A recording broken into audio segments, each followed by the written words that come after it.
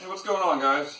So this is the introduction to the Cub Cadet portion of the series. Cubs have been something that I've been into for about 10 years now. I'm a total tractor geek in general. These guys in particular I have a strong affinity for. And I'm going to really quickly just kind of give an introduction to the tractors that are here, including the new one. And give you an idea of why I think they're cool, why some of the other people think they're cool, and what the differences are between this one, and this one here. So, the oldest of the three is this one here. This is a 1250 Cub Cadet. It has a single-cylinder, flathead Kohler engine in it. It's a hydrostatic transmission and hydraulic lift. This particular design is an International Harvester design. The Cub Cadet is the line of garden tractors built by International Harvester and designed by International Harvester. It started in the 60s and went into really into the 90s if you consider this design here being pretty much derivative of the original design. MTD bought Cub Cadet in the 80s and started making improvements on the line, but also changing some of the features and the functionality of the units. There's a big kind of debate about that. You know, people say, "Oh, the MTD stuff is junk." No, the International Harvester stuff is the only good garden tractor you can get from Cub Cadet. I'm not going to get into any of that, but what I would like to do is explain the differences between the series. So we have a small property here, a couple acres, and we have a woods that is pretty much nothing but hill and mud. And I use the 1250 primarily for the rear lift that I put on it.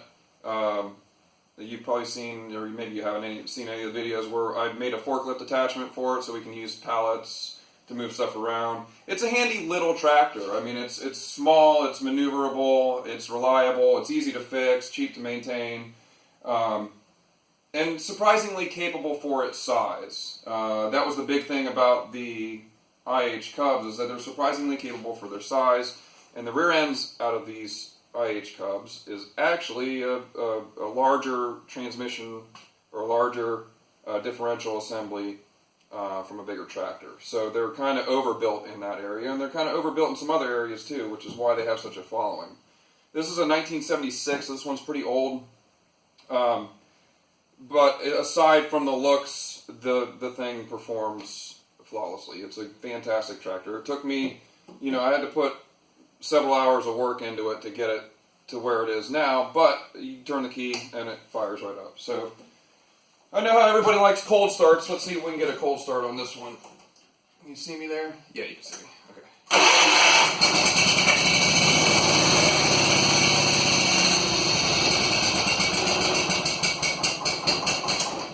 So, that's a single-cylinder Kohler flathead engine, which was in all of these tractors for quite some time. Super reliable engine. No pressurized lubrication in it anywhere. It's just a splash lube engine. A design that had been around for decades before it ever was put into a tractor. So, points ignition, real easy to work on, easy to troubleshoot, diagnose. So that's the wide frame 1250.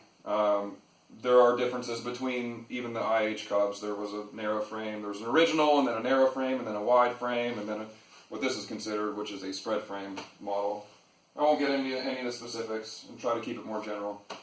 This over here, and I don't know if you can see it. Yeah, you can see some of it in the video. This tractor I've had for about 8 years now. This is a 3000 series built in 1999, which means that it is an MTD manufactured model, but also this one is pretty much an MTD designed model. They picked and pulled some stuff from the original wide frame Cubs, but on this particular model it's almost MTD all the way through. The engine in this one is a Kawasaki FD620D liquid-cooled 20-horse engine. So this is a 3205, 3000 series. It came with differential lock. When I got the tractor, the whole rear end was blown out of it, so I swapped in one from, I think, a 3184. And so it's got an open diff. It doesn't have the diff lock. There were some modifications that had to be made. This tractor was my go-to tractor for probably 5 years. Put probably 500 or 600 hours on it. I think it's got 1,425 hours on it now. The hour meter wasn't working when I got it, but when I did hook it up and get it working at 600 hours, it's been logging ever since. So that's quite a few hours I put on this thing in the last 5 years. Eventually, I got it to a point where it was super, reliable, and it was there really wasn't anything left to do to it. It kind of reached a point where, as far as my interest went, I had kind of gone as far as I wanted to with it. I knew it was reliable, and so I kept it around as a good, reliable mowing machine more than anything else. This one has hydraulic steering, which this one doesn't. It's got tilt wheel, hydraulic steering, foot-operated hydro controls, and hydraulic lift. So this one is really the most user-friendly tractor. And this is why I think Marlia likes to use this tractor here. It's the most user-friendly jump on, turn the key, and go tractor that we have. It's got some modifications from factory that is not factory that I've done to it. I wasn't really concerned with keeping it original. I don't see the 3000 series as a classic tractor in the way that I do, the International Harvester versions. They're a good tractor. They get a bad name for several reasons. One of the reasons, the headlight panels, they're junk. Really, the overall fit and finish on one of these tractors is just not that great. It's not terrible, but it's not great. And then they get a bad rap for the rear ends going out of them, for various reasons. This is a 99, that's a 76. This is a 3000 series. This is what's called a quiet line model. And then this is what we just picked up, which is an 1882. And this is kind of a blend between the wide frame design, or more or less the spread frame design, from International Harvester, and some of the improvements to ergonomics and ease of operation that was brought into the line by MTD in the 80s. This one is an 18 horsepower Kohler mag, opposed twin. It's got steering brakes, hydraulic steering, hydraulic lift, tilt wheel, cruise control, basically all the stuff that has, with the addition of turning brakes.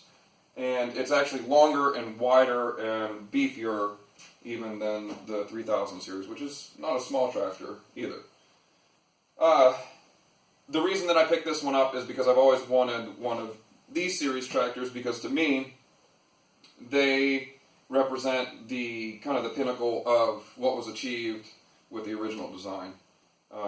The Cub Cadet Super garden tractor, which is what this is, to me is kind of like the pinnacle of taking the robustness of design and the simplicity and the quality of the design in general, improving on that and making it just about as good as you can get that original design. All of them are two-wheel drive, none of them are four-wheel drive, and basically what happened is the garden tractors became less desirable units to buy over a subcompact tractor. So really, when this Cub Cadet came out, the 1882, and when the 3000 series came out after it, the garden tractor was starting to slowly decline as a viable option for homeowners with small properties that just needed a workhorse tractor. The subcompacts came in and they were more expensive, but people would rather invest the extra several $1,000s into something that had full, live PTO and hydraulics, and had, a front loader on it and a rear bucket. And so the garden tractor kind of died away as the preferred type type of machine to buy in that price range, this kind of represents, in my opinion, the pinnacle of that design. So that's a general overview of the tractors that we have here. The 1882 we just picked up and brought in last night. I haven't really touched it at all. I've sprayed some PD Blaster on it, tried to get some things to move. What I'm going to do first is bring you guys in and show you the general overall condition of this tractor before we get started on it. My goal is to basically do a mechanical restoration on it, and after the mechanical restoration is done, focus on some of the cosmetics. So I'll bring you guys along for the ride, and yeah, thanks for watching.